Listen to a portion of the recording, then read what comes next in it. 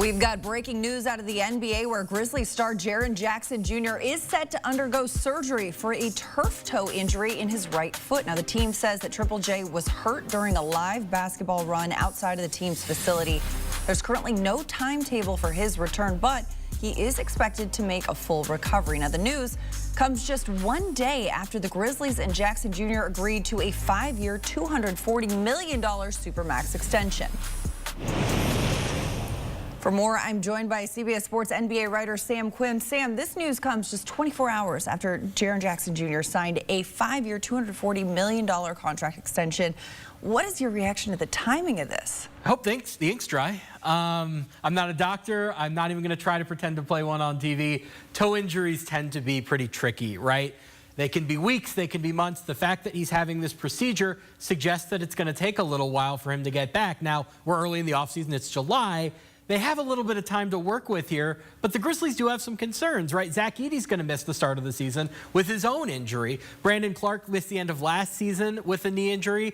The Grizzlies right now, it's July, so we don't have to panic yet. Starting to get a little bit thin in the front court. Thankfully, we've got several more months before the games start, but for the time being, it's not a great look. Yeah. Now, I mean, we see a lot of different types of injuries in the NBA, right? Turf toe, obviously more associated with football or soccer. Yes, the NBA is not played on turf. It's just a colloquial expression for a hyperextension of the toe. But what do you make of this type of injury from Jackson? Yeah, Jaren has had his fair share of lower body injuries. He's had a torn meniscus. He's had foot injuries. He's had knee issues.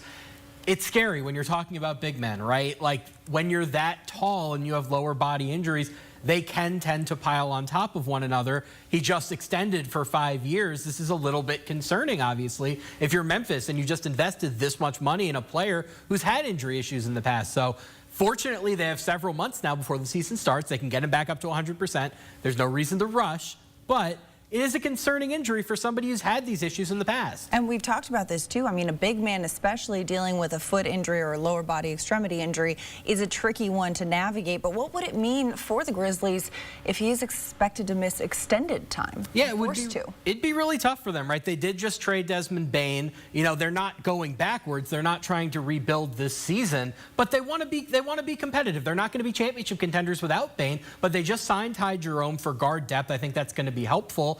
Without Zach Edey early in the season, if Jaren Jackson is hobbled, you don't know what you're going to get out of Brandon Clark from a health standpoint. The front court starts to get pretty thin. They did thankfully retain Santi Aldama, another backup big man who can shoot a little bit, fill in for Jaren Jackson if he does need to miss time. But injuries have been such a problem for Memphis over and over and over again. Ja Morant hasn't even gotten hurt yet. We'll probably get there early in the season. Had to go put the yet on there, didn't you? We'll see how it goes. Hopefully wishing Jaren Jackson Jr. a speedy recovery on that turf toe. Sam Quinn, thanks as always for the insight. As we take a look at Triple J's career ranks in Grizzlies history, when you look at points, he is 7th in franchise history, rebounds 9th, 3rd in the franchise in terms of blocks, and 4th in 3 points made.